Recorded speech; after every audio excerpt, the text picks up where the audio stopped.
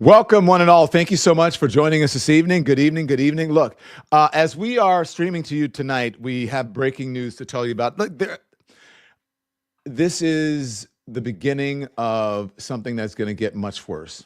They think it's over. They said 2 to 4 weeks. They're stretching the time now for 2 to 4 more weeks. So we're in a pickle. They're in a pickle. The world's in a pickle right now. Thanks for joining. Like and thumbs up. We appreciate it.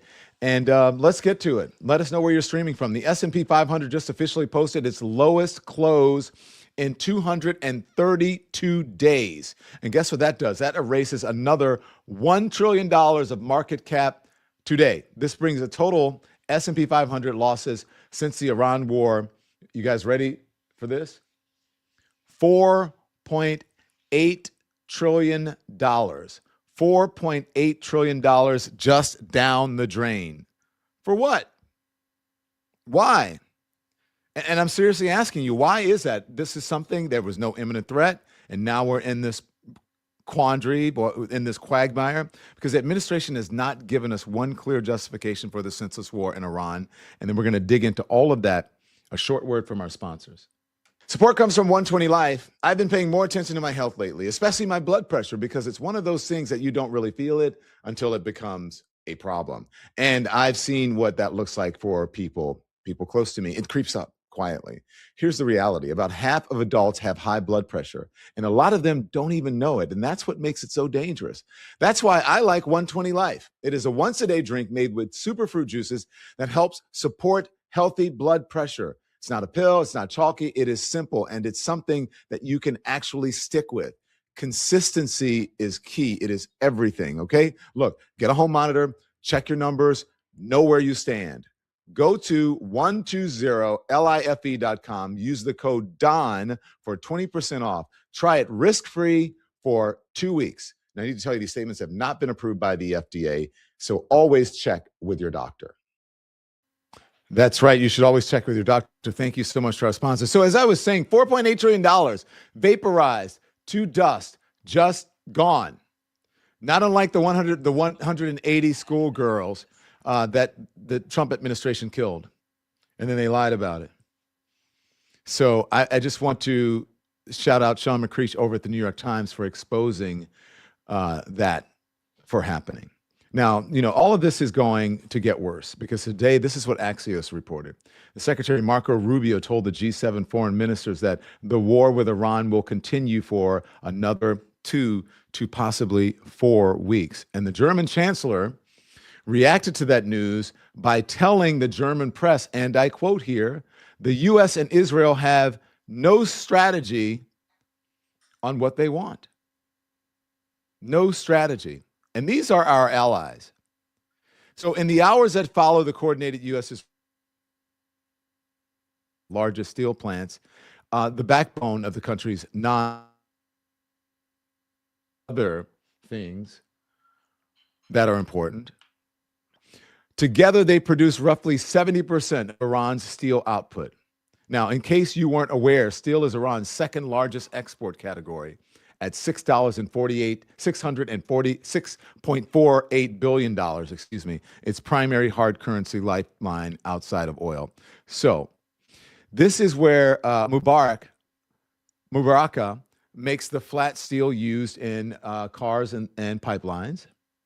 And then someone else produces the structural beams in the railway rails. And then Kazakhstan supplies the raw slabs that feed factories nationwide. So hitting all three at once, all of those targets, they're critical targets. The industrial capacity and the economic architecture Iran spent decades to build to survive Western pressure. They are hitting all of that.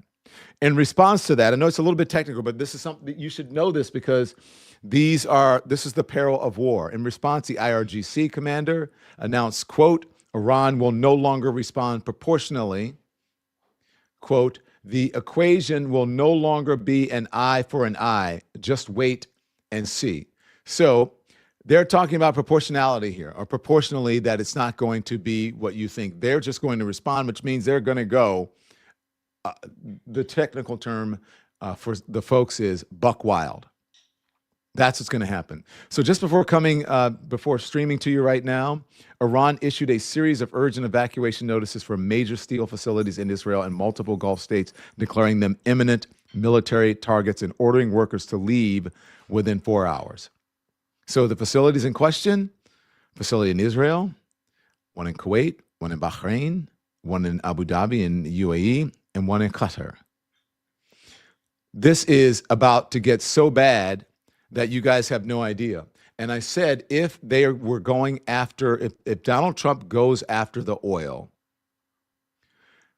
or goes after anything that has to do with oil production, Carg Island, anything, that it was going to get nasty. The markets aren't even properly pricing what this now regional, if not global war will do to the economy. I want you to listen to this, the president of the European Central Bank. Her name is Christine Lagarde, and the editor-in-chief of The Economist. Watch this. We are facing a real shock that is probably beyond what we can imagine at the moment. I would agree with that. I mean, I look at financial markets and I think there's some kind of cognitive dissonance going on. Do you think there is just a sort of blind optimism that somehow this is going to be over and the world will go back to normal and people are going to suddenly wake up? Or will it be a gradual realization that there are going to be really significant consequences? Well, maybe they're overly optimistic and determined to stay optimistic in the hope that the positive scenario will materialize and we will be back to normal in relatively short time, which is not what the technical experts are telling us in terms of capacity, extraction, refinery, distribution, because too much has already been damaged and there is no way that it can be restored in a matter of months. Most people are actually talking about years. I think this is a crisis where we are learning almost bit by bit, day by day, what the actual consequences will be, what countries will be most affected, what of the commodities will be the most in demand. So I've been telling you this from the beginning, and the experts have been saying it as well. There is no little excursion, as Donald Trump puts it, into Iran. That's not how this works. To shut down oil production, to have oil facilities bombed, to have the Strait of Hormuz closed, that affects everything, and you just cannot. You can't just go overnight and fix everything. It's going to take years for prices to come down. We're going to be in that for years. I don't think they thought about that. It's not weeks, it's not months, it's years. And all because Donald Trump in the White House wanted a war to distract. He wanted to seem like a strong man. And his supporters wanted to support him, but even they are having issues right now. We shall see. But he is acting like a moron. If he thought, and they thought, that we were just going to get out of this in weeks, that's not even a possibility. Now, amid all this chaos, this is how the president described the situation just today. In the first term, we had the greatest economy in the history of our country in the first term. We are blowing them away right now. And by the way, we're doing really well in Iran, just so you understand. I mean, how good is our military? How good is our military? Here's the thing. He's saying, they're out of rockets, they're out of this. Well, look, it's not that kind of fight anymore. And that's not the real thing. The rockets and the this and the that, that's not where the rubber meets the road. And I don't think that's where they're fighting.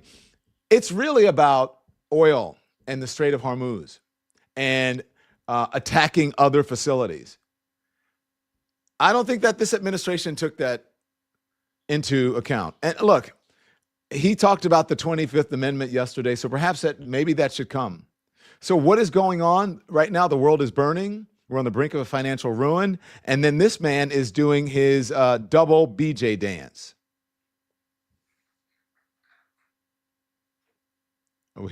That's his double BJ dance, but we can't play the music, right? He's standing there at the White House doing his double BJ dance. We're in a world of trouble.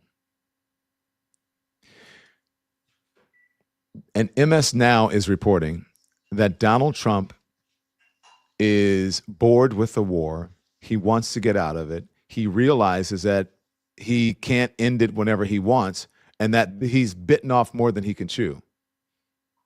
Watch this. just about the growing tension that exists within the White House on the messaging on the war with Iran. That's from the president himself and also the White House communications team. I spoke with 3 different White House officials about this, 2 of which who are actively still employed at the White House. One of them told me that the president's messaging around Iran over the past couple of weeks, but increasingly so, has been hyperbolic.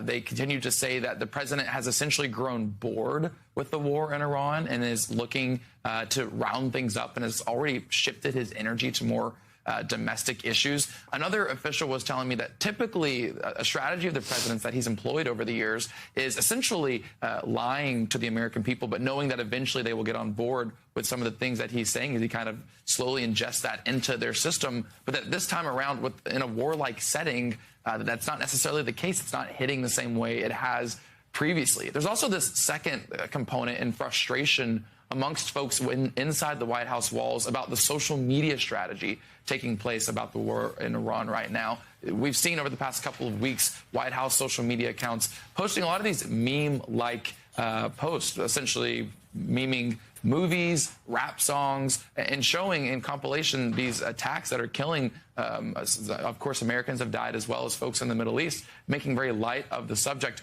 One individual told me that he was upset to be working at the White House right now at a time like this, said the videos were cringe, disrespectful, and gross. A through line here, though, for all of these White House officials that I spoke with here is that they say that they're not going to voice their opinion inside White House walls because there is real fear, especially in a second Trump administration, that voicing their opinion of disagreements in this moment would mean losing their jobs. And they're probably right about that, which is sad in itself. Now, we have some experts that's going to walk us through this, and one is a friend of the show, the other one, I'm so happy to have him on because he is a military and intelligence community veteran, a best-selling author, and the host of the Black Man Spy podcast, and that's none other than Malcolm Nance. Glad that you're here.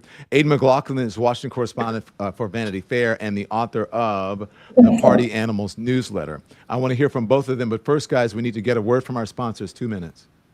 The Don Lemon Show is brought to you by the Freedom from Religion Foundation. Now, we talk a lot about accountability here, and that includes how power is used. Right now, there's a growing push to blur the line between church and state. You see it in laws, in schools, in politics, and that line really matters because government is supposed to represent everything, not just one religion, not one ideology, everyone. That's what the Freedom from Religion Foundation is fighting for. They challenge unconstitutional policies, defend the First Amendment, and push back when religion is used as a tool for power.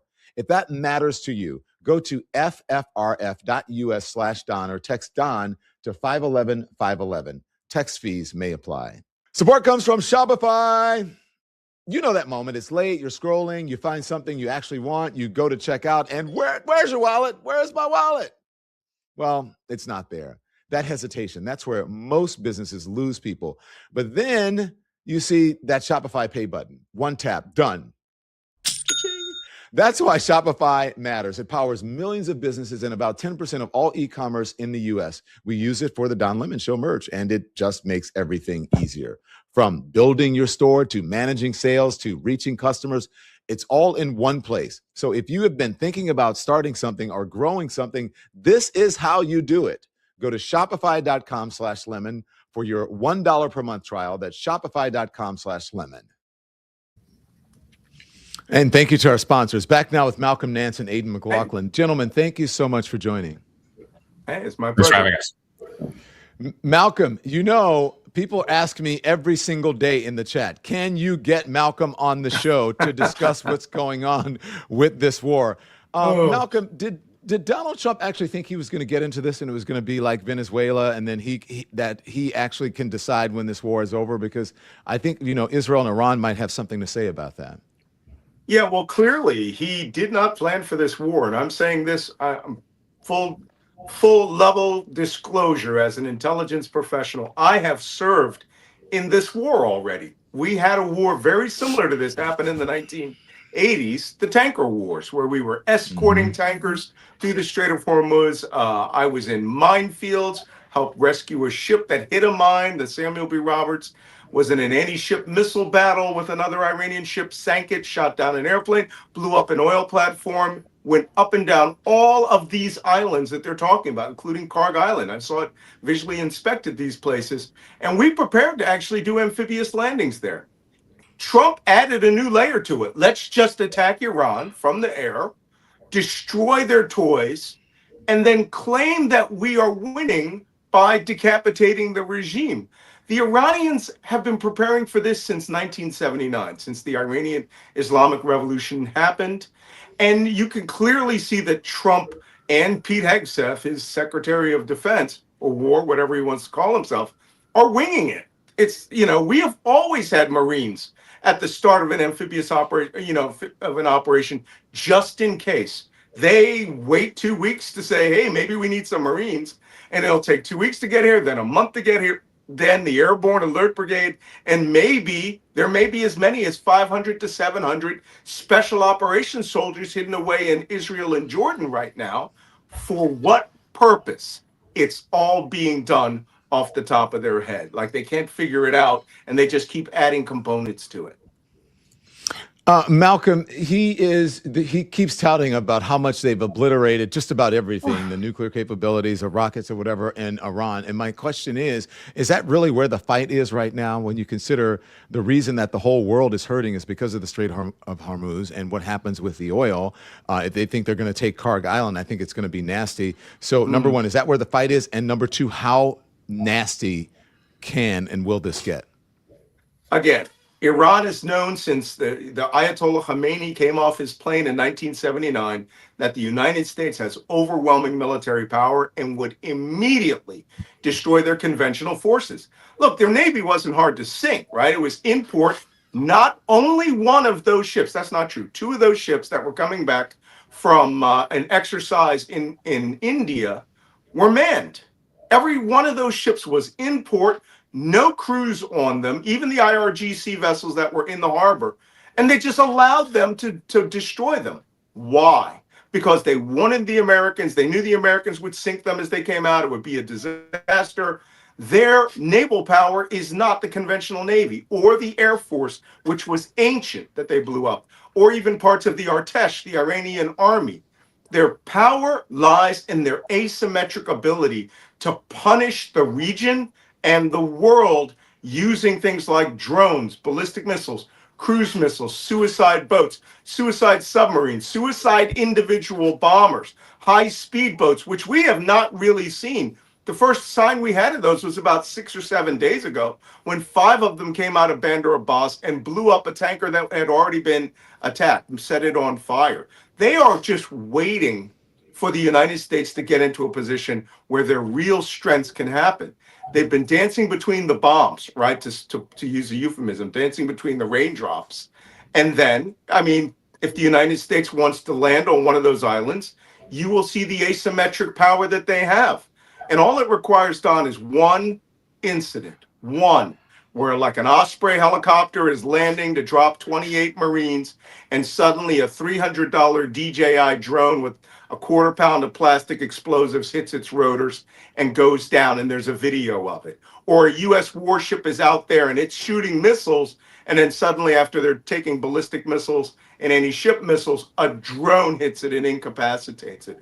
Or they find the minefields that we suspect are already out there. This could go bad in 100 different ways. And I think they just want to do it for the spectacle of landing on these islands and raising the flag and saying that we did it, with the exception of 3 islands, Abu Musa, Lesser Toom, Greater Toom. They're going to do those landings to give those islands back to the United Arab Emirates.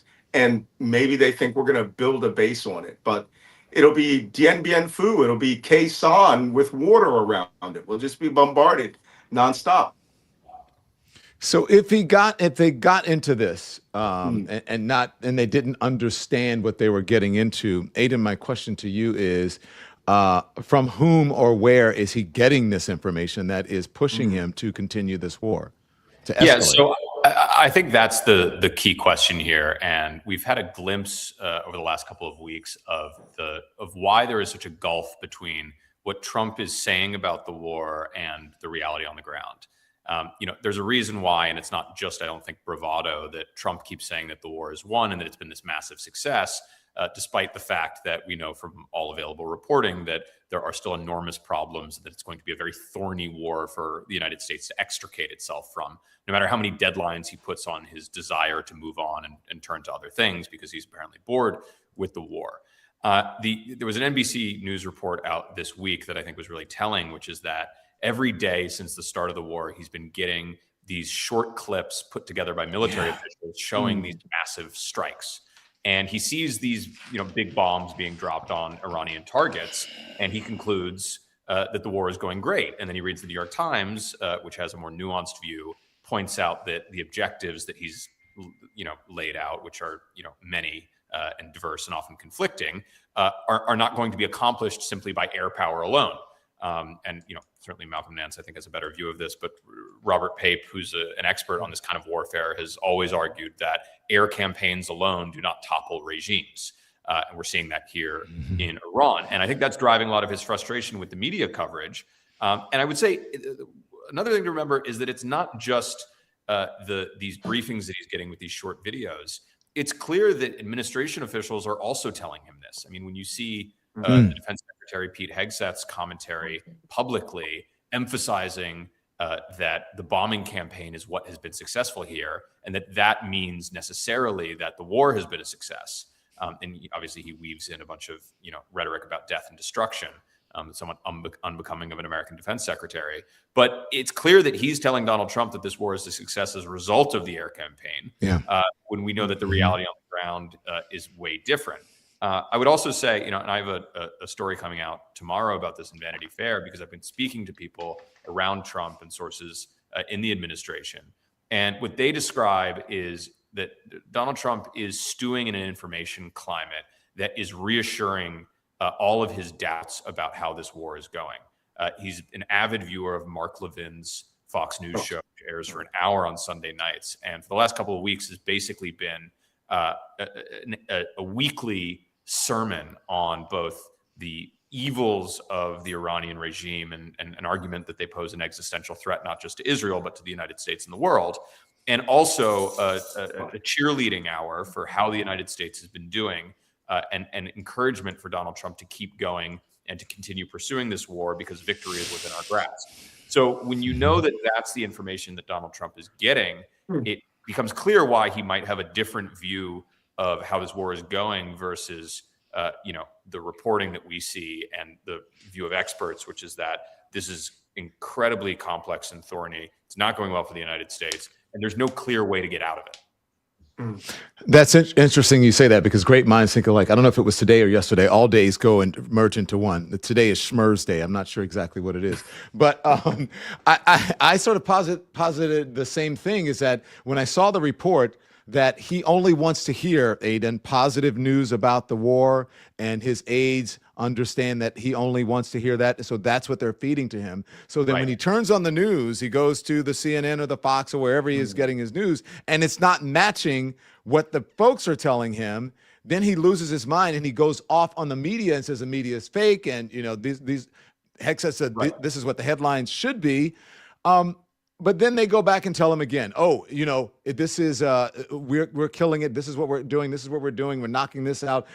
We're loitering over their airspace in Tehran, that Hegseth says, I guess all to get him to believe that it's actually going really well. And he's actually believing it. And also, I would say, to protect their jobs. I remember a big part of this is, and this, I think, extends beyond just the war and to every other aspect of the second Trump administration, which is different from the first. Because in the first administration, there were a number of cabinet officials who would tell Trump no. There's the famous story of Gary Cohn snatching the tariffs proposal off of his desk. James Mattis frequently told President Trump in the first term that certain policies were a terrible idea, whether it was withdrawing U.S. troops from Syria. And so now the people in the administration that I've spoken to say that there's a completely different dynamic now. And it's one where debate is not had in front of Trump that then allows Trump to make the best decision. which is how administrations typically function. You have members of the NSC or members of the NEC come into a room, come into the Oval Office, tell you what the debate is, and then you make a decision based on that information.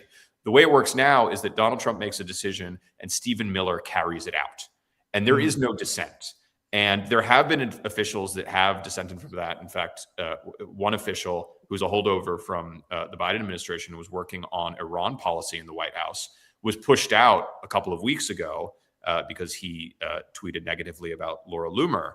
And he has said repeatedly that there were people in the administration who were screaming that if you start a war with Iran, they could very easily block the Strait of Hormuz. And then you have a catastrophe on your hand. And he no longer works in the White House. So there's a very clear pattern of people who dissent and who point out that these could be problems are being pushed out. And I would also say, just in terms of Trump's media diet, people on the right who have dissented from this war, whether it's Tucker Carlson or Megyn Kelly, are also not being consumed by the president anymore. He pushes those voices out. They no longer have a role. And so he's consuming not just media coverage that approves of the war, but also the advice of advisors and top officials who are trying to sell a view of the war that is rosy because their jobs depend on it. Yeah. Malcolm, you want to respond to that? I have a question for you if you... Yeah, I just, his analysis reminds me of that great scene from the movie Blazing Saddles, in which Mel Brooks is Governor Potomac, right? Potomac. And he says, oh my God, if they find us out, we'll lose our phony baloney jobs. Well, this is exactly how this administration is running. There are two people I never hear from in this war. Tulsi Gabbard, who is allegedly the director of national intelligence, because he's shunted her off to do election, scams or something, so that U.S. intelligence, the collective voice of U.S. intelligence, is not a factor in this game. Also, the director of the CIA, you don't hear anything from John Radcliffe. Usually you would be hearing that. You're hearing from Pete Hegseth, who is only using one agency, Defense Intelligence Agency. And they're the guys who are looking down onto the imagery, along with National Geospatial Intelligence, and saying, yes, you blew this up. No, you need more bombs on this. Look, if bombs were capable of changing a government, we would only need as the democratically elected and saved government of Vietnam, which you will never find because we lost that war, even though we had total air supremacy, or the government of, the democratically elected government of Afghanistan, where we had total air dominance, 100% tactical air control at the lowest levels and the highest levels. And we don't own that country either. This cannot be done with a nation of 93 million very intelligent people. They know you're going to destroy their air defense. They let us. But the things where they seem to be consistent at are the things what they wanted to survive, which was ballistic missiles, drones. They had an arsenal of 80,000 drones when this war was started. In Ukraine, the Russians fired 55,000 in 4 years, and they haven't even started to fire them off. Let's say we destroyed 70% of their drone inventory. Let's say we're that awesome, right? That still leaves 25,000 drones that they could fire, and they've only fired off 2,000 of them, which means they could be hitting everybody with drones every day at the same rate for the next year. And garages are manufacturing these things. Listen, we haven't even talked about the bad things yet, right? Like trying to bring a ship through the Strait of Hormuz. Because when that happens, they try to bring those amphibious assault ships through. Because, Trump isn't the kind of guy who will let them fly over in helicopters. He wants to see an Iwo Jima. He wants to see an Incheon. What he may get is the Battle of Tarawa, where the Japanese were there waiting right at the edge, ready to die, ready to kill them. Or, alternatively, the Iranians let them have those islands for 2 weeks, then blitz the ever-living shit out of them with everything that they have. We gamed this out in the 80s and could not do it without 6,000 Marines and accepting hundreds of people lost. And now these people have never read a book. because this war has already happened. They don't read defense intelligence briefings. They don't read these defense histories. And Pete Hegseth, as General McChrystal called him, a disgraced major who was kicked out of the Army National Guard, is making decisions for a room full. When he had those people there in Quantico, that was 32,000 combined years of military experience. And he's telling them to do stupid shit. All right? This is why we're going to lose people. And let me just add, if I may, to Can you just hold on one second, Aiden? Leave it to Malcolm Nance to bring in a Blazing Saddles reference into the conversation. And all I can think about now, I know this is serious, is Sheriff Bart. And where are white women at? That's all I'm thinking. No, the line you should be thinking of right now of how we got here is these people are the traders of the West, the salt of the earth, morons. That's the Blazing Saddle line that fits the decision-making process here. I know you had one more question. Go ahead. Yeah. Hey, Aiden, if you can just hold off for a second. What I was going to ask you when Aiden was speaking, the last answer, when the whole we're loitering over Tehran in their territory, like loitering, that's never been a positive term for me. It's always been like people loitering outside of stores and the store owner saying, get off the property. But then he said, we negotiate with bombs. And in front of the president of the United States, the defense secretary, and any defense secretary that I can remember in history, certain, Lloyd Austin, they would have been gone if they had said, we negotiate with bombs. What did you think of that and this whole we negotiate with bombs strategy? General McChrystal really summed him up in that brutal takedown of him yesterday, where he did call him, a disgraced National Guard, a disgraced major kicked out of the DC National Guard, who is never qualified for this job. He wasn't even qualified for the next rank up, which is lieutenant colonel. And right now he's discriminating against black colonels and women colonels who should be generals right now in order to save the lives of our troop and execute a mission which has been sloppily presented, which has no objectives to get out of it, and which no one in the Defense Department, certainly not General Kane, is willing to go up and tell them straight to their face, this is a stupid effing idea. Because, now we've got 3,000 paratroopers are supposed to go over there. To do what?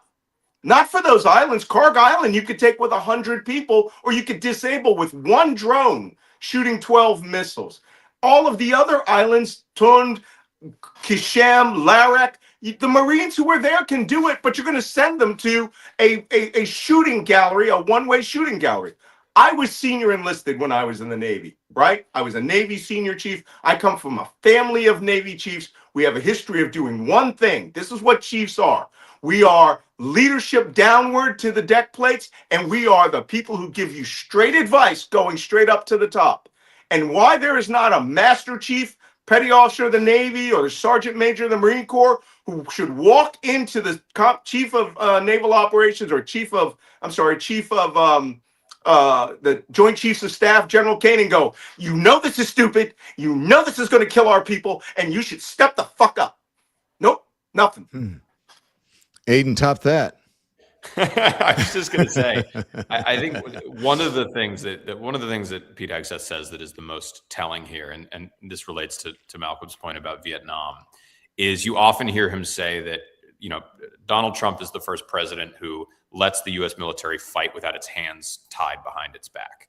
And I was talking to Phil Clay for this story, who is a former Marine. He was serving combat in Iraq. And I asked him about that line, and he said it reflects this popular conservative myth about Vietnam, where we dropped millions of tons of bombs. We killed 100,000 Vietnamese. But that if only we had killed 1 million more, they would accept the leadership that we foisted upon them. And it's just not how war works. You cannot, the more bombs you drop does not get you any closer to a new government or peace. It has never succeeded in history. And the fact that we're repeating the same mistake again after Donald Trump was elected on the basis that he was the anti-war president, I think to a lot of people inside the administration even is maddening. Yeah. Malcolm Nance, Aidan McLaughlin. I know, Malcolm, you have to go. Aidan, maybe some of our viewers may have some questions for you if you're not afraid to answer questions. But if you have to go, I'll understand. I'll answer questions. Always. Okay. All righty. Malcolm, I know that you need to get to something else. Hey, thank you. And I want to come on your program and do your Substack with you. Okay. Well, that'd be great. We're all in this together. I'm sure they all want to see you. All right. Don't forget, we have a briefing every morning at 9 a.m. Okay. Briefing at 9 a.m. and then Don Lemon, Hot Topics at 10 a.m. So that's perfect. All right. There you go. So I'll see you very soon. Thank you, Malcolm Nance. Take care. Aidan, stand by. We're going to get a word from our sponsors and we're going to bring in the legends. Support comes from Lean. Now, everybody is talking about weight loss injections right now. And look, the results can be dramatic, but they're not for everyone. Some people don't want weekly injections. Some, they hear about the side effects and they say, yeah, you know what? That's not for me. And that's fair.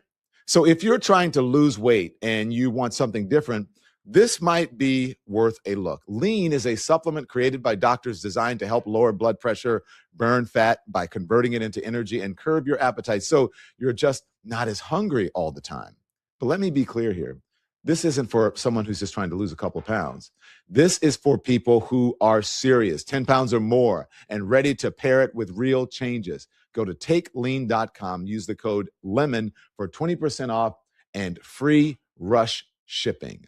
The Don Lemon Show is brought to you by Wildgrain. I love that name, Wildgrain. I love good food, but I'm not cooking from scratch every night. Just not doing it. It's not real life. Some nights you're tired. Some nights you just want something good without all the work. And that's where Wildgrain comes in. So it is a bake from frozen box with sourdough bread, pastries, and fresh pasta ready in about 25 minutes. And look, I've had it. The sourdough, the croissants, it's really, really good, like bakery quality at home. No preservatives, simple ingredients, and it just makes things easier during the week. And honestly, it's nice to have something in your freezer that feels a little elevated when you need it. So go to wildgrain.com/lemon, get $30 off of your first box, plus free croissants for life. I mean, come on. Thanks to our sponsors. Come on. Okay, back with Aidan McLaughlin and the legends. Aidan, do you mind if I want to get, and maybe the legends want to answer some questions. Can we bring the legends in too?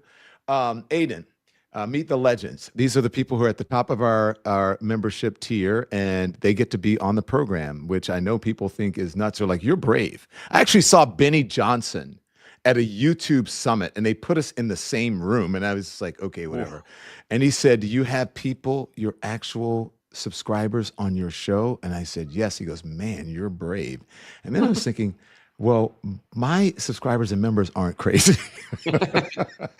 So I'm good. So I want to ask you, we'll get back to the war, but I want to ask you about the media, because you saw what's happening at CBS. And I'm asking you because you worked for Mediaite, now you're there, and you're covering a lot of this. So I want to ask you about that and about what's happening at CBS and then CNN with the podcast, Mike. So first, as you see CBS and the numbers, I think they're at their lowest ratings in history right now. Yeah. And then you have CNN trying to be podcasters. And again, I don't want to disparage them. They are trying something. So the state of the media right now, please. I mean, just focusing on CBS for a second, I think that a lot of the problems that we're seeing CBS face right now are born out of a misdiagnosis of the problem. And it's a similar thing that we're seeing at the Washington Post, where these billionaire owners come in and they have this view that the problem with the media right now is that it is biased, and that audiences have tuned out of CBS News and have stopped reading, the print paper of the Washington Post because they don't trust it anymore and because it's too liberal. And what they think is that if you could only reorient these institutions, 10% towards the middle or the right, towards their very specific view, that the audiences will come flooding back. That is not the problem with the traditional press. The problem with the traditional press is that nobody is sitting down to watch CBS Evening News at 7:30 at night anymore. people are scrolling on their phones and getting their information on YouTube. And so, and the same thing goes for the Washington Post. People are not picking up the Washington Post or subscribing to the print edition of the paper as much as they used to, because they're on, Instagram or TikTok or X or YouTube.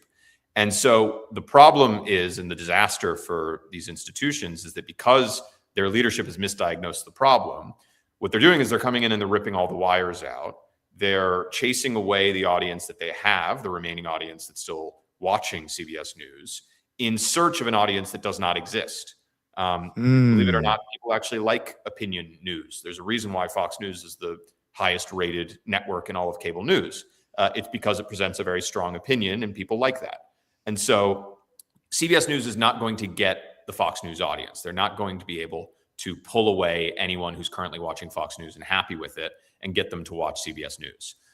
So I think that explains why you're seeing a dip in the audience at CBS. I don't know if it's as disastrous yet as some of the headlines say, but when you come into a network as Barry Weiss has, and as the Ellisons have, and presented yourself as the savior of the network, who's going to send audiences skyrocketing, and then the audience declines, I think you should take a long, hard look in the mirror and maybe reconsider whether or not you've misdiagnosed the problem. Yeah.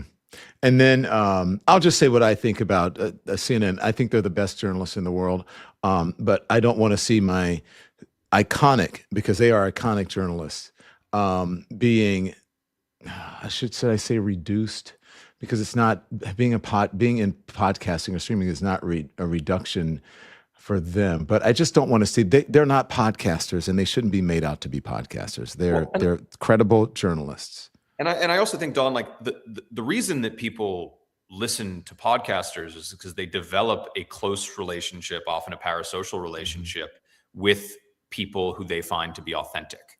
And if you put a podcast mic in front of a CNN anchor on CNN, all it does is change the setting, right? It doesn't lend that anchor any more authenticity. So I think it's also it's assuming that what people want to see is someone sitting at their office desk with a podcast mic. That's not why people tune into podcasters. It's not why people tune into you. It's because they find you authentic and they like your personality and your opinion and your view of the world. I think it's a case of misdiagnosing the problem here. Yeah. Well, I mean, another person that they like, all the same things can be said about, is Joy Reid, who joins us. Aiden, you may get out of this whole question thing because we may make Joy do it. And I know Joy has her 6 o'clock live show that we're going to send all the lemon heads over to after this. But hey, guys, say hi to Joy Reid, legends. Hey, legends. Oh, my gosh. I'm on my 11 legends and Aiden McLaughlin. I can retire now. Hey, legends. Love you, Joy. Okay, Joy. Joy, let me... So real quickly, Joy is here because we're going to do tomorrow. It's a joint venture between Joy and me and Jim Acosta. We're going to cover the No Kings tomorrow. So that's why Joy is here. We're going to promote that, and then we're going to send all the Lemonheads over to her show. So Kev, you have your hands up. Quick question, 10 seconds for Joy or Aiden. I mean, anyone who wants to answer can answer, to be honest with you. But my question is, the deeper we get into this war, I feel like it's not a matter of if, but when we're going to be attacked at home. Scale of 1 to 10, how likely do y'all feel that is going to happen? And are we Aiden safe? and then Joy.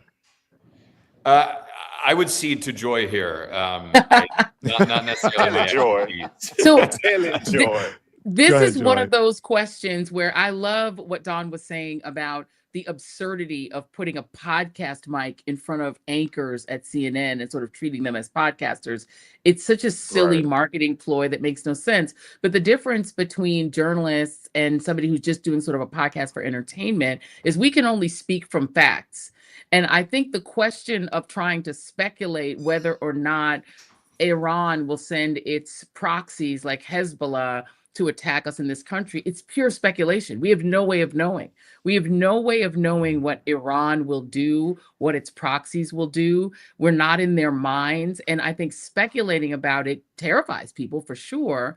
And I think that there is a premium on that kind of sort of terrifying speculation in this world, the podcast world. But as journalists, all we can say is we have no idea. What I can tell you is that if something like that were to happen, we are unprepared because the FBI under Kash Patel dismantled the entities within our federal government, which were designed to detect and protect us against that kind of an attack. So if it happens, you can blame your federal government for dismantling the very structures and dismissing and doging out the people whose job it is to actually tell us if that's going to happen and protect us. Keisha, you have your hand up. Thank you. Sure. Oh, hi. Keisha, hi. Can you hear me? You have your hand Yes. up. And yes, I can hear you. Also, can we bring in I- Mr. Jim Acosta? Jim is here as well. I don't know if Oh, he's here on he camera. I is. haven't looked, and he's in the green room. Jim Acosta, come on in here. We're taking questions from the legends. Hey, how you doing, By the- guys? By the way, What's going on? be on your Jim. best behavior because we have a reporter from Vanity Fair who does report on the media, even though he's a Washington correspondenent now for Vanity Fair. I'm on All Star, He's on, man. like one of the We're biggest always on media. our Aiden best behavior. McLaughlin is here, so don't There you embarrass go. us in front of company, Jim. Keisha, what's your question, please? I'll A quick behave. one. I'll behave. I don't know how I got so lucky to be able to speak to all of you, but Joy, I am also a reader, so hello. Thank you. Hey, reader. I'm wondering if you all think that the Paramount Warner Brothers deal will actually go through. I used to be an avid 60 Minutes watcher, and I love CBS Sunday mornings, and it's sad to see what's happened at CBS. Aiden? I think certainly on the antitrust side, it does seem like the Ellisons have been able to develop a good enough relationship with the White House that at least if it comes down to whether or not they'll get approval from the Trump administration, that will not be a problem. So I think as far as that goes, they won't have an issue.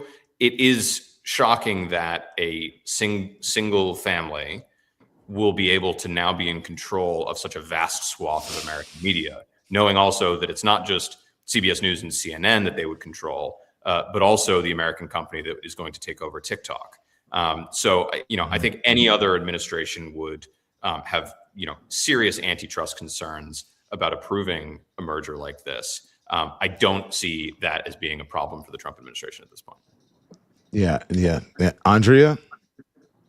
Well, thank you for coming. I really appreciate all four of you.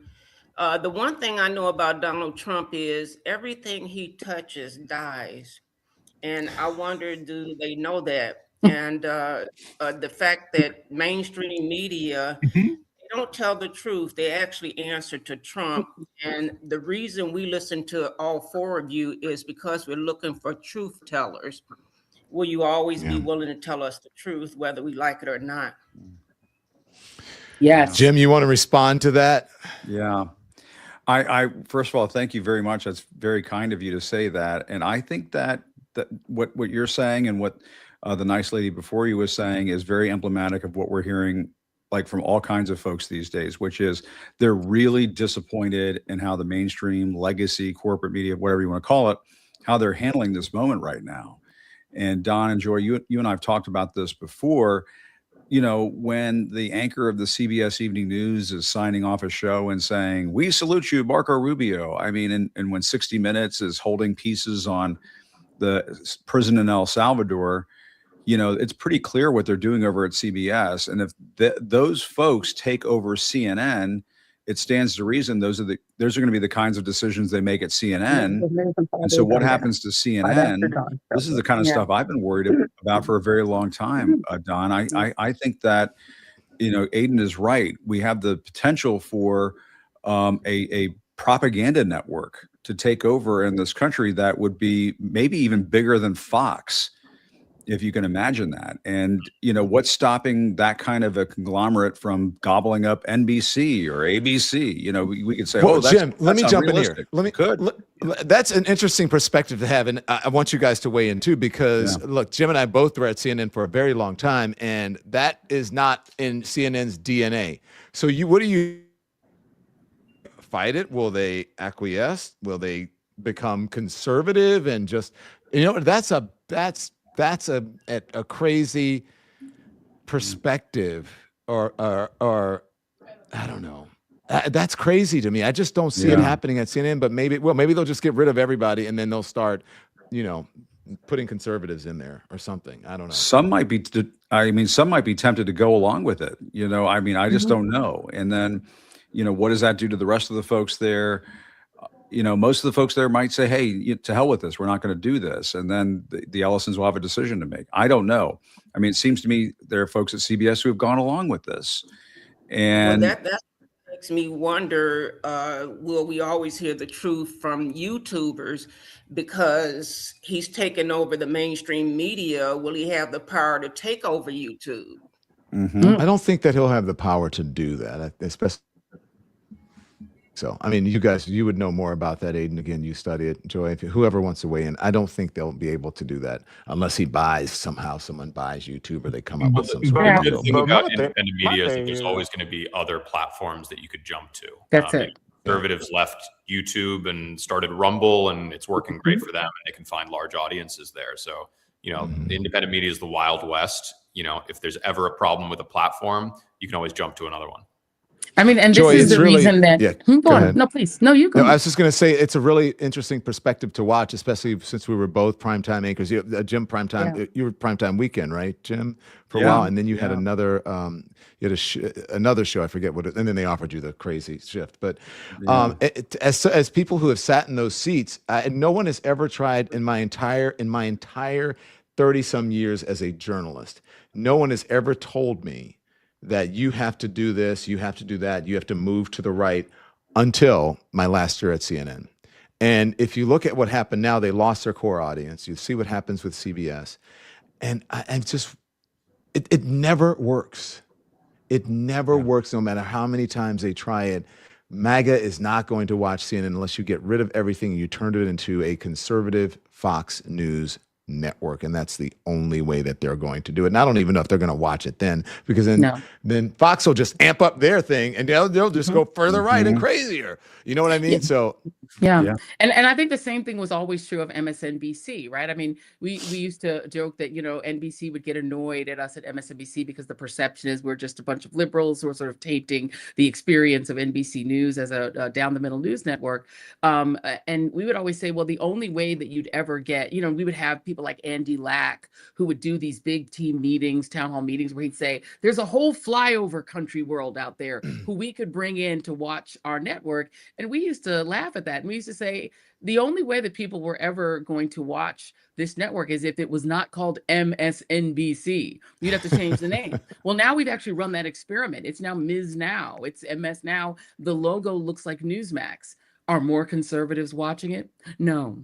Because in their mind, the only thing they trust is Fox, even though Fox out and out lied to them after the 2020 election and let Donald Trump's lie about supposedly really winning the election stand, because they're so terrified of their audience. But even after they paid a $787 million fine, for their audience is still blood loyal, just like the audience for Donald Trump. So these networks will gain more viewers. They'll just lose respect. Joy, you got a show to do at 6:00, so I want to make sure I get in because you got to switch over and do your show. Yes. So Joy and Jim and I are doing No Kings tomorrow. I'm sure Vanity Fair is going to do something on it, but watch us between 1 and 4 Eastern time, and we're going to have everything covered. Anything you guys want to say, either all three of you, about No Kings, what you want people to do, and the perspective even from the magazine folks? I'm just excited about No Kings. I'm excited about being with you guys. I got to hang out with Jim today. Jim and I did our little fun stage act together. At the you guys were Kennedy with Center. you were with Jane legend, Fonda. Jane Fonda, the legend, Joan Baez. It was an incredible thing. Billy Porter, just legends. But I'm excited about No Kings because number one, Bruce Springsteen. Duh, we're so excited about that in Minneapolis.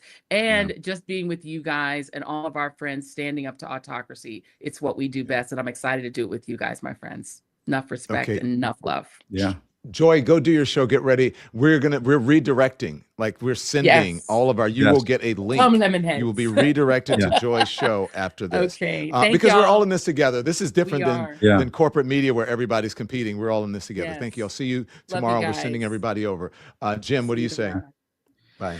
Yeah, I mean, to me, like this is a moment right now where we can just lift each other up. You know, these different journalists on different platforms, as Aiden was talking about. I mean, this is the beauty of independent media. You know, we don't answer. There's no corporate executive who calls us after the show is over and says, you know, I wish you hadn't said this. So, you know, we really need to go easy on this guy, or, you know, we should take into consideration the views of his people and all. There's none of that. We can just call him like we see him, and the public can figure this out. I think that's why the viewers were saying, it's interesting to hear, Don, what your viewers were saying there, because it's not like you sent them little cue cards and say, hey, ask Jim and Joy and Aiden this. People have figured this out. They're onto this. Do you feel that sort of pressure in print, Aiden? No, I mean, I think, you know, I've never had anyone tell me, you know, what to write. You know, occasionally we have standards and stuff. You have people tell you that you have to, you know, tone down what you've written or something, or remove some of the teeth from it. But I think that's just fair reporting. But I certainly know that, you know, in the magazine industry at a place like Vanity Fair, like, you know, there is a massive reputation to uphold. And so that is the guiding, you know, North Star of a magazine like Vanity Fair. And, you know, I know that one of the things that has always made Fox News, at least, lean into opinion, and certainly lead into misleading opinion when it came to the coverage of the 2020 election, were those minute-by-minute ratings, which, you know, would dip as soon as somebody came on the air and said that the election was won by Joe Biden. And that was an enormous pressure on anchors and producers and guests to toe the line and to say that they support Donald Trump no matter what he was saying. And it still exists to this day, that pressure. And so I think that's really, really potent in cable news, very specifically. And Jim, you know, I'm sure you didn't experience this at CNN, but you know about that dynamic because it's something that drives a lot of what we've seen on CNN, particularly when it comes to hosts or anchors that were not supportive of Donald Trump 10 years ago and are now fully on the Trump train. Yeah, I mean, there were the text messages that came out that said that, you know, Sean Hannity was texting the White House and saying, you got to get him to stop talking about the election, the 25th Amendment. I mean, there were anchors at Fox who were texting the White House, you know, saying this, you know, Laura Ingraham saying this has got to stop. This is terrible. And, well, I mean, there was wasn't there a call where there was New York Times was interviewing Donald Trump, I believe, and then was it that Brett Baer or something called, and you know they allegedly talk every day. But anyway, that's a horse of another color. That's a whole other thing. Hey, just real quick, Aiden, before and then I'll bring the legends back. What do you guys think of the folks who are in this independent media world? What is the print folks? How do they feel about us? Do they think we're nuts? Well, I mean, what for better or worse, and I think there are people who obviously, you know, mislead their audience to grow it. You know, there are bad stories there, but you guys are obviously the future. You know, there's a reason why when you try to change traditional networks like CBS News, the audience only shrinks. It's because there is a small and shrinking audience. All of these companies are in inexorable decline.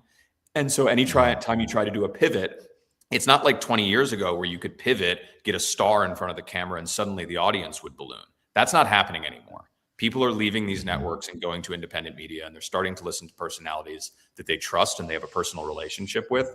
That's the future of media. So there are people that take advantage of their audiences, like Candace Owens, and then there are people who do it right, like you, Don, and you, Jim.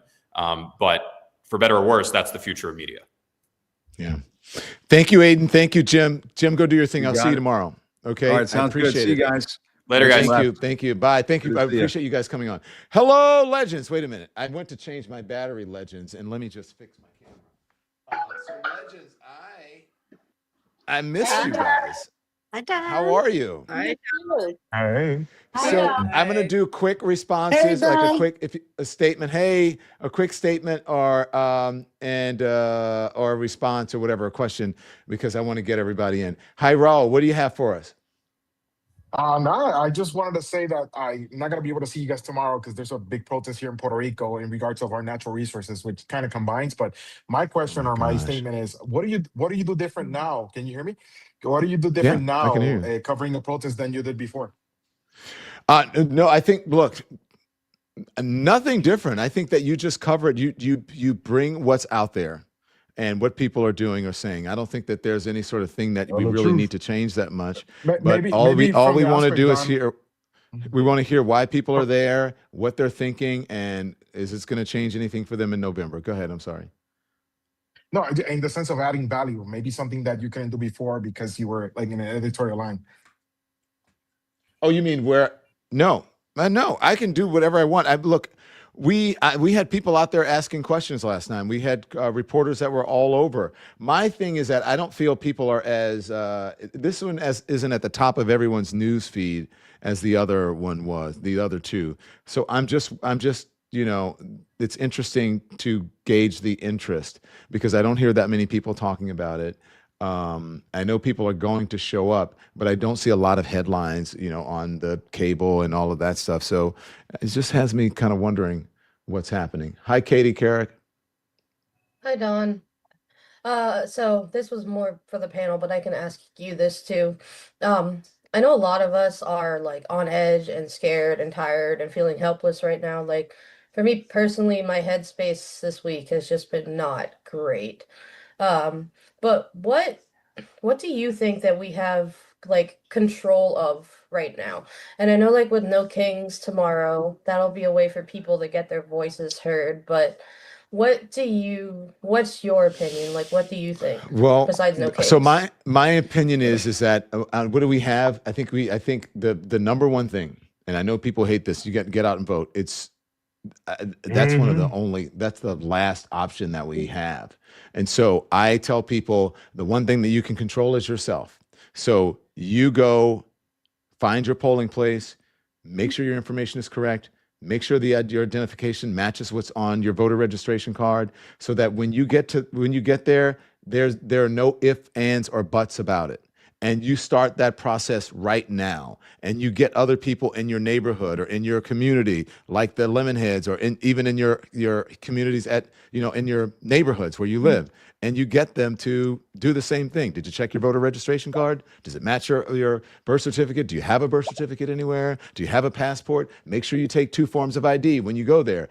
So just make sure you don't want to get there and they go, oh, this is not your polling place, so you can't vote here. And then you go to the other polling place and they're like, we don't have your information. Then you're fucked. So that's the only thing that we have, I believe.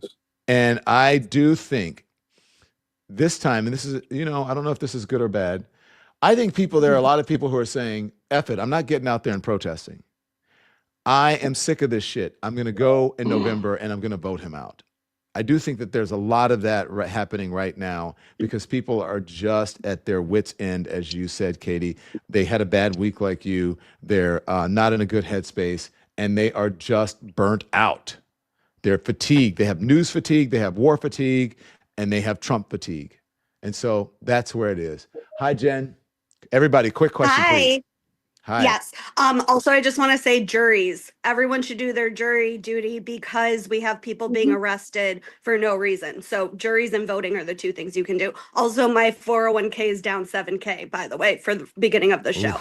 But my question to you, Don, is that can we normalize people just getting fired and quitting? Like, when did jobs become something that you absolutely cannot let go of? I mean, I've been fired. And it was the best thing that ever happened to me because it wasn't the right place for me to be. Right.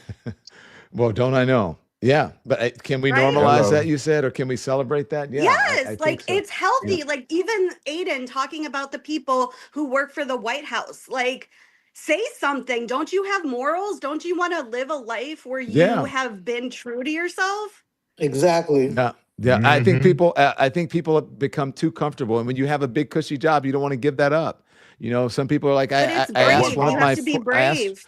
one of my friends who works in the business. I said, well, why didn't you say anything? And she said, they pay my kids' private school tuition. And I said, okay, At what well, there you cost? go. At what Yeah. cost? Yeah. You have Oh, to be at what brave. Your cost? life can look different. Your life can look Oh, yeah. different than you think it can. Hi, Dawn. Haven't Hi, talked how to are you in you? so long. I missed I you. know. You Yeah, too. I've been tired and work has been crazy. But because we were talking about, military, and the war, I had a question for the panel, but maybe you can answer. How are they going to twist this entire war into a win? Like, I just don't understand because they picked a new supreme leader. Everything is going in the negative direction. How are they, if they pull out right now, how is this going to be twisted into a win? There's no This is how they're going to possible way to twist it. prevent it. They're going to twist it. They're going to twist it the same way Bill Barr twisted the Russia report. They're going to take control of the narrative before the news networks and before people even have a chance to figure it out. So they're going to do it that way. Then they're just going to claim that it is a victory, and that's what they're going to stick with. And then the Fox News of the world and everyone else would just, conservative media will go along with the president did do this, and he got this, he achieved this goal, and so they're going to do it anyways, goal? even if it's not true. They're going to say the goal was to knock out their nuclear. They're going to say they knocked out the nuclear weapons. But they did that They're going to months say that ago. there They was. did that last year. I know. I'm just telling you. You're being too Allegedly. logical. It doesn't make you're being too logical, and you think you're living in a reality world. This president does not. As you heard from Malcolm Nance and from Aid McLaughlin, he only gets positive news, and he turns everybody else off who has a either balanced perspective or a negative perception about it. He doesn't want people around him, so they're going to tell him what the win is. He's going to go with it, whether it is true or not. And there's nothing you can do to stop it except accept it. But it doesn't mean that it has to be your reality. That means you got to make sure you go vote in November. Hello, Maureen. Make sure you're not muted. I'm not muted. What you got for us? I really enjoyed the pastor this morning. I wanted you to know that, Cody. Yes. He was so uplifting. I mean, he brought me up, and good. appreciate you having him as a guest. And I'm going to talk about this on a podcast I am in this afternoon, the importance of the separation of church and state. And I know you feel that way also. And I've read your book, which everyone should read. Can you elaborate more on that yourself about that? Yes. Yes. So I talk about the separation of church and state and what it really means. And in the book, as I want to see everybody's faces so they can see what their reactions. So I think the reason I wrote the book is for what is happening now, even more so, is that they were not just trying to blur the line between church and state, that they were trying to erase it. And a lot of it has to do with Christian nationalism, especially the evangelicals. And as you heard from the pastor Cody Deese this morning, that's all about control. And it's really not it's not really godly, as he said. I don't want to put words in his mouth, but basically that's what he said. And so I think that we have to be as steadfast in that. Even as a believer, even if as a Christian, I understand the difference between my faith and the secular world or government. And so I think that's one of the things that we have to fight for, just as journalists have to fight for the First Amendment, the freedom of the press. We have to fight for the First Amendment, the freedom of religion and the freedom of speech. So that's my perspective on it. And as I say, that's my tale, and I'm sticking to it. That's it. That's my story, and I'm sticking to it. Hey, Barbara. Hey. So I had a question for the panel, but I'm hoping you can answer too, because I know you've done. They can't stay that long. for It's a long lot of time to ask them. No, it's Yeah, okay. I sorry. get it. I 100% get it. So my question is there any way to accurately predict the trajectory of the inflation that we're about to go through, more so than just the fuel costs and everything, but like the goods, the steel, because we're feeling it at the gas pumps right now, but we're going to feel it in every No. aspect here in short order. No, there's no way. Inflation is creeping back up. And as I said in my open, let's see, I started by saying that the markets, we've lost like all of the gain, but $4.8 trillion vaporized. That's what happened. 4.8 gone. The S&P just officially posted its the lowest close in 232 days, erasing $1 trillion of market cap just today. This brings a total S&P 500 losses since the Iran war began to $4.8 million. Now, here's the thing. So you can't really say the trajectory because we don't know. If this war escalates, it's going to be more than that. And so my answer to your question for me, and I'm not a financial expert, is no, we can't gauge the trajectory because we don't know what Donald Trump is going to do. Okay, Shannon is not at the camera. Let's go to I'm right Shannon, here. you better. Shannon's like, I'm here. Go ahead, Shannon. Sorry, I'm trying to cook. My question actually was for the panel, but it's about something that happened last week when Mr. Mark Wayne. How do you feel about him being nominated with absolutely? First, let me say this. Trump's first term, he was trying to get people in there who knew what they were doing, who were generals who had served. But this term, Quick, he just ask he me. knew Ask that. me the question. What do you think about him being? Because he has absolutely no military experience. He's a yes man. And he's not that smart of a person, and they can control him. The Republicans don't get that. Because you're thinking logically. Because you're thinking too logically. They don't. Where they, remember in the beginning they said that white men, it was about DEI. White men weren't getting jobs, and they were being discriminated against, and that white men are aggrieved and they're oppressed. That's basically what they said, and that we should live in a meritocracy. When no one in any position of power, including the president, is qualified to be there. If this was really a meritocracy, none of them would be there. So what do I think? I think he's probably, I was going to say he can't be any worse than Kristi Noem, but we don't know. We'll wait and see. Why don't they know? Because they're blinded by ideology. That's why. And because he's a white dude, they think he's qualified. At this point, because I served, I feel like I'm more qualified to be. You probably are. You probably ICE. are. Thank you, Shannon. I got to get some other folks in. Okay, Thank you. That was a very good question. By the way, no, I got a quick question for you. What you cooking? Huh?